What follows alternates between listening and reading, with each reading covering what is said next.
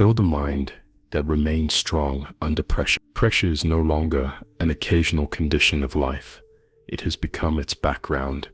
The modern world presses constantly through noise, speed, expectation, and comparison. Many feel exhausted, not because they are weak, but because their minds are pulled in two new directions at once, asked to react to everything and master nothing. Stoicism begins from a simple recognition: the mind must be trained, or it will be ruled, not by fate, but by impulse, not by reason, but by fear, desire, and habit.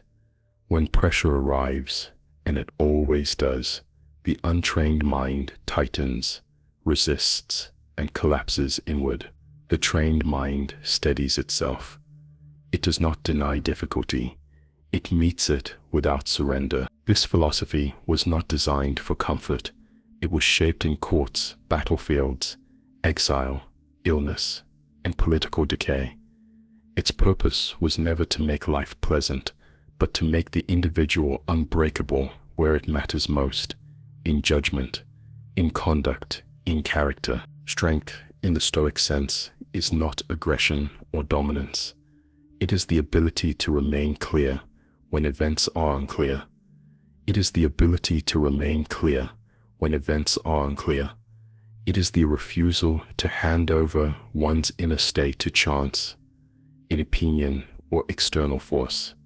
It is calm without numbness, resolve without rigidity. You do not need to withdraw from life to practice this.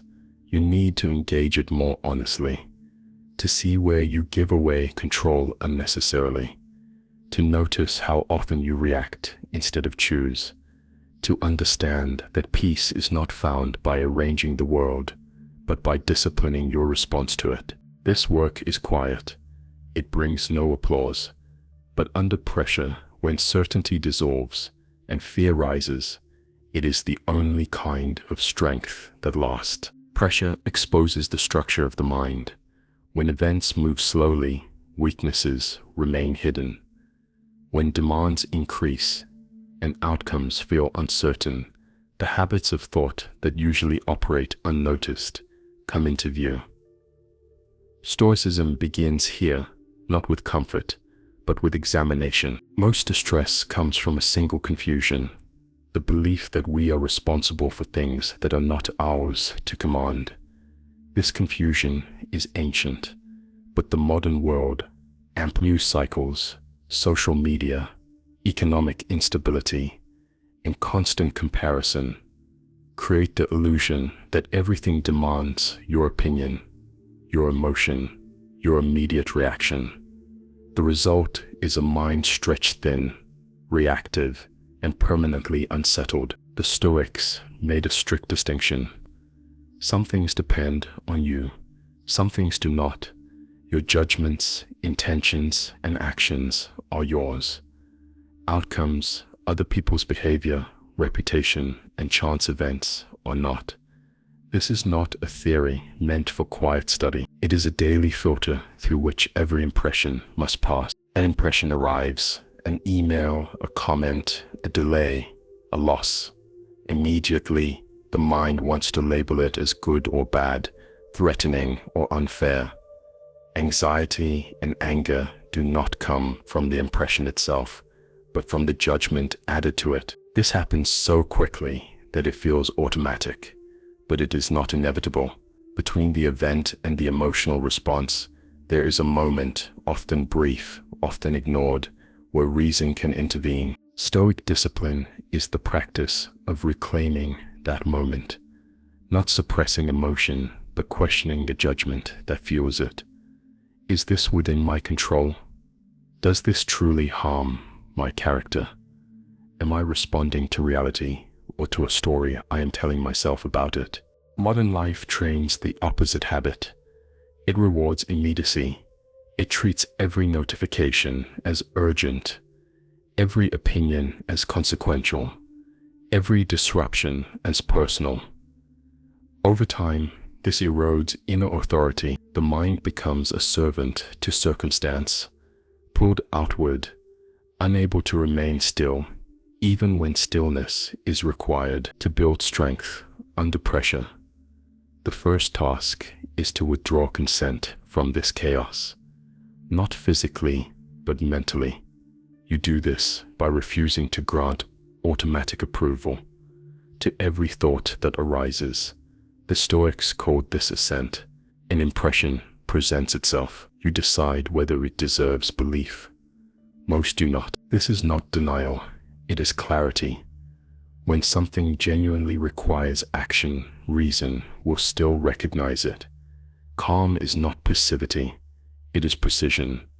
A calm mind sees more accurately and acts more effectively because it is not distorted by unnecessary fear or resentment. Consider how often frustration arises from expectations placed on others. You expect fairness, consistency, gratitude, understanding. When these expectations are not met, you experience disappointment as injustice. Stoicism does not say people should behave poorly. It says you should not be surprised when they do.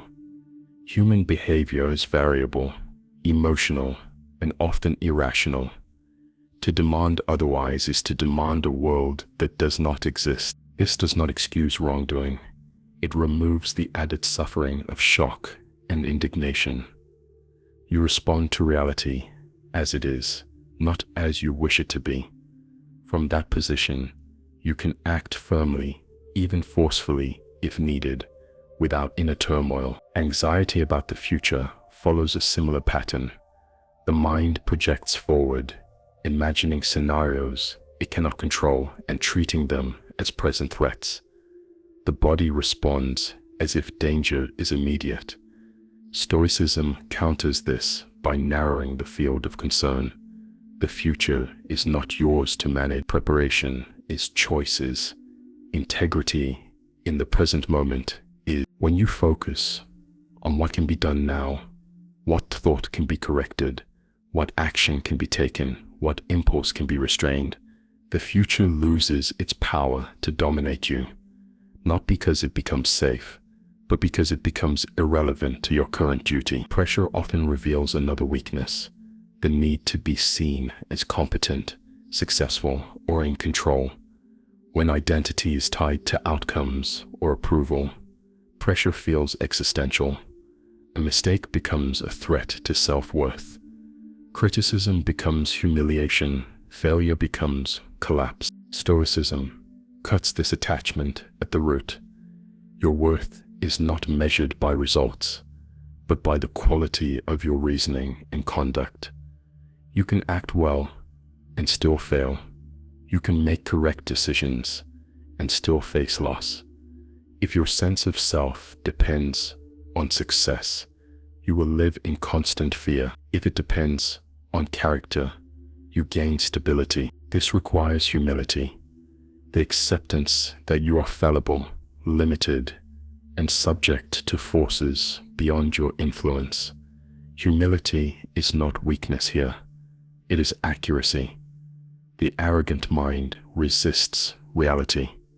The disciplined mind aligns with it. Under pressure, the mind seeks shortcuts. It looks for blame, distraction, or emotional release. Stoic practice resists these urges, not out of moral superiority, but out of practicality. Anger feels powerful, but it clouds judgment. Escapism feels soothing, but it delays resolution. Self-pity feels justified, but it weakens resolve. Instead, Stoicism teaches endurance of the present state without complaint. This does not mean silence in the face of injustice or passivity in difficulty. It means removing unnecessary emotional friction so that action, when taken, is deliberate rather than reactive. Control in this philosophy is not about dominating events. It is about governing the inner response. When you do this consistently, pressure loses its authority. It remains present, but it no longer dictates your state of mind. This discipline is not mastered through reading alone. It is built through repetition, Each time you pause before reacting, each time you accept what you cannot change without resentment, each time you act according to reason rather than impulse, you reinforce the structure of a resilient mind. The world will not become quieter. Demands will not lessen. Uncertainty will remain. The question is not whether pressure will arrive, but whether your mind will meet it, trained or unprepared. Stoicism offers no promise of ease. It offers something more durable: steadiness. This steadiness is not a trait you either have or lack. It is a practice, one that begins with a single decision repeated daily, to take responsibility for your judgments and to leave the rest to fate without protest. Pressure does not only come from events, it comes from desire, from the constant tension between what is present and what you believe should be present. Much of modern distress is not caused by deprivation, but by attachment. Attachment to outcomes, to recognition, to comfort, to being ahead of others, rather than aligned with oneself. Stoicism treats desire with suspicion, not because wanting is wrong, but because unexamined desire enslaves the mind. When you need something external in order to be at peace, your peace is no longer yours. It belongs to chance, to other people, to systems that do not know you and do not care about your inner stability. Modern life intensifies this problem. Comparison is no longer occasional. It is constant. You see curated success, confidence, and abundance presented as normal. The mind, without discipline, absorbs these images and quietly concludes that it is lacking. From this conclusion arise envy, restlessness, and a sense of falling behind, even when nothing essential is missing. Stoicism responds by redefining what counts as gain. External achievements are not rejected, but they are stripped of their authority. Wealth, status, praise, and comfort are classified as preferred, not necessary, as they may be pursued rationally, but they cannot be allowed to dictate self-respect or emotional stability. This distinction matters under pressure. When goals are blocked or recognition is withheld, the person who equates worth with success experiences collapse. The Stoic experiences disappointment, but not disintegration. The difference lies in where identity has been placed. Desire, when left unchecked, narrows perception. It makes the mind impatient. It treats delays as insults and obstacles as personal attacks. This impatience erodes judgment. You rush decisions, compromise values, and trade long-term integrity for short-term relief. Stoic discipline widens the frame. It asks not whether an outcome is desirable, but whether the method of pursuing it is consistent with reason and character. You may work hard, compete, and aim high, but you do not sacrifice self-command in the process. Ambition without discipline is volatility. Discipline without ambition is stagnation. Stoicism seeks the balance between the two. Social pressure is one of the strongest forces acting on the modern individual. Expectations about productivity, lifestyle, appearance, opinion are imposed subtly but relentlessly. To resist them requires more than indifference. It requires clarity about what is worth wanting. Many feel anxious, not because they are failing, but because they are chasing goals they did not choose. The Stoics warned against living by borrowed values. When you measure yourself by standards set by others, you surrender inner freedom. You become reactive to trends, approval, and rejection. This is not solved by isolation. It is solved by selection. You choose which judgments you accept and which you refuse. You decide what success means for you, grounded in virtue rather than display. Once this decision is made, much external noise loses its power. Attachment also appears in relationships. The desire to be understood, appreciated, and treated fairly is natural. The demand that others must fulfill these desires is not. When emotional well-being depends on how others behave, disappointment becomes inevitable. Stoicism does not eliminate care for others. It removes entitlement. You act with kindness, honesty, and firmness because these reflect your character, not because they guarantee a certain response. When others reciprocate, you accept it with gratitude. When they do not, you remain unchanged in principle. Injustice is one of the hardest realities to face without bitterness. When effort goes unrewarded, when wrongdoing goes unpunished, when advantage favors the undeserving, resentment arises easily. Stoicism confronts this directly. The world is not arranged to be fair in distribution. It is arranged according to causes, chance, and human imperfection. To rage against this fact is to exhaust yourself. To deny it is to remain naive. Stoic strength lies in responding to injustice without surrendering moral clarity. You oppose what should be opposed. You accept what cannot be corrected. You refuse to let corruption outside become corruption within. Under pressure, many seek comfort as an escape. Excessive distraction, consumption, and indulgence promise relief, but weaken endurance. Stoicism advocates a measured relationship with pleasure, not rejection, but non-dependence. Voluntary restraint trains the mind to remain steady without constant stimulation. It reminds you that you are capable of discomfort without collapse. This capacity becomes crucial when hardship is involuntary. The person who has never practiced restraint finds necessity unbearable. The disciplined person recognizes it as familiar territory. Desire also attaches to certainty. The need to know how things will turn out, to secure guarantees, to eliminate risk. This desire fuels anxiety. Stoicism counters it with acceptance of uncertainty as a permanent condition. You act with reason based on what is known, and you release the rest. This does not produce passivity. It produces courage. When you are no longer dependent on specific outcomes for peace, you can act more decisively. Fear loses its leverage when there is nothing it can threaten that you have not already accepted as temporary. To build a mind strong under pressure, desire must be educated, not suppressed, not indulged blindly, but aligned with what is stable. Character is stable.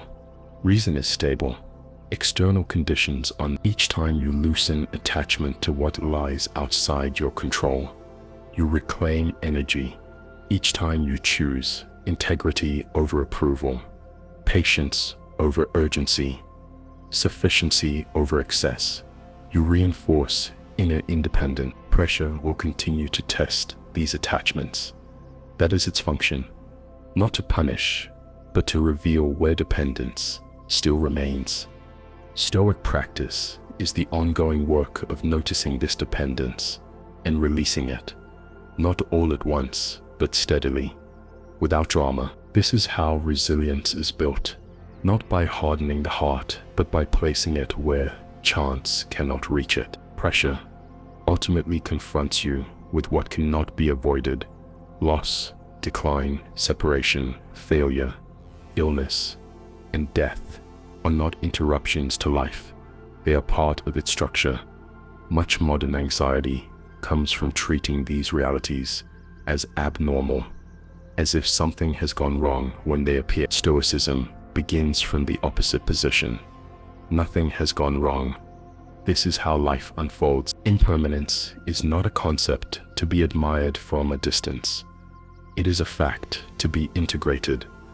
Everything you possess, including your body, your roles, your relationships, and your reputation, exists on loan, not temporarily in theory, but temporarily in practice. Forgetting this makes pressure unbearable.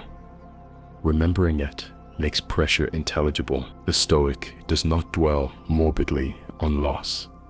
He prepares for it mentally so that when it arrives, it does not destroy his capacity to think clearly.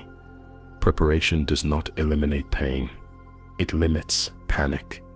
It preserves dignity. Fate in Stoic philosophy is not superstition. It is the recognition that life unfolds through causes beyond individual preference. You did not choose your era, your family, your temperament, or many of the events that shaped you. Resisting this truth creates bitterness. Accepting it creates steadiness. Acceptance here does not mean approval. It means alignment. You stop arguing with what is already the case. You conserve energy for what remains within your reach. How you respond, what you uphold, and who you become in the process. Under pressure, many exhaust themselves trying to control outcomes. They replay scenarios, rehearse arguments, and imagine alternatives. This gives the illusion of agency while draining strength. Stoicism redirects effort away from what cannot be changed and toward endurance. Endurance is not passive suffering. It is active cooperation with reality. It is the choice to remain composed when circumstances are harsh, to maintain ethical clarity when incentives encourage compromise, and to keep perspective when emotion demands immediacy. The Stoics practiced what can be called voluntary hardship, not for self-punishment, but for calibration. By occasionally choosing discomfort, simplicity, restraint, silence, they reminded themselves that they could function without excess. This stripped fear of its power. The modern individual often fears loss because life has been arranged to avoid inconvenience. Comfort becomes a dependency. When pressure breaks through this arrangement, the shock feels catastrophic. Stoic training reduces this shock by narrowing the gap between what you can endure and what you expect. Mortality sharpens this discipline, not as a threat, but as a reference point. When you remember that time is finite, trivial pressures lose their authority. Petty disputes, inflated ambitions, and endless postponement appear for what they are, distractions from the only task that truly belongs to you, which is to live well while you can. Living well, in this sense, does not mean maximizing pleasure or minimizing pain. It means acting in accordance with reason and virtue regardless of circumstances. You may face decline with dignity. You may face success without arrogance. You may face obscurity without resentment. Pressure often exposes fear of irrelevance. The worry that one's efforts will not matter, that one will be forgotten, that life will amount to little. Stoicism answers this fear directly. Your task was never to control how you are remembered. It was to act rightly in the time given to you. History is filled with forgotten lives that were lived with integrity. Their value was not erased by obscurity. It was complete in itself. When you release the demand for legacy, you gain freedom to act without distortion. Failure, too, takes on a different shape. From a Stoic perspective, failure is not the absence of success, but the abandonment of principle. You can fail outwardly while succeeding inwardly. You can succeed outwardly while failing inwardly. Pressure tests which of these you value more. A mind trained in Stoicism does not expect life to become gentle. It expects life to remain indifferent. This expectation removes surprise. When hardship arrives, it is met with recognition rather than outrage. This recognition allows space for courage. Courage is not fearlessness. It is the refusal to be governed by fear. When you accept that loss is possible, even likely, you stop organizing your life around avoidance. You begin organizing it around intention. Under sustained pressure, many lose themselves. They become reactive versions of who they once were, driven by urgency and exhaustion. Stoic practice aims to preserve continuity of character. No matter what changes around you, you remain answerable to the same principles. This continuity is quiet. It does not announce itself. It appears in consistency, under strain, in measured speech when provoked, in restraint when tempted, in resolve when uncertain. The world often confuses this steadiness with detachment or coldness. It is neither. It is care without attachment, effort without desperation, involvement without surrender. When circumstances are beyond repair, Stoicism offers a final form of strength, consent, not resignation, but the deliberate choice to stop resisting what cannot be undone. This consent restores inner order when external order has collapsed. In this state, the mind no longer asks why this happened. It asks what is required now. This shift marks maturity. Energy is no longer wasted on protest against reality. It is invested in response. Pressure, then, is not an enemy of Stoic practice. It is its proving ground. Without pressure, principles remain abstract. Under pressure, they become lived. Every difficulty tests whether your calm is conditional or cultivated, whether your values are ornamental or operational, whether your discipline holds when comfort disappears. A mind that remains strong under pressure is not built by avoiding life's weight. It is built by carrying it correctly. Strength of mind is not something you declare. It is something revealed over time in moments when ease is unavailable and certainty has withdrawn. By then, it is too late to improvise a philosophy. What remains is what has been practiced. Stoicism does not promise protection from pressure. It offers preparation for it. The discipline you apply when life is calm determines the clarity you retain when it is not. Each refusal to indulge unnecessary fear, each decision to act according to reason rather than impulse, quietly shapes the mind you will rely on later. This way of living is rarely noticed by others. It brings no dramatic transformation and no public validation. Its rewards are internal and often invisible. A steadiness that does not depend on praise, a calm that does not collapse under criticism, a sense of sufficiency that remains intact when conditions change. You will still feel pain. You will still face uncertainty. Stoicism does not remove these experiences. It prevents them from becoming dominant. It keeps them in proportion. When loss occurs, you grieve without being consumed.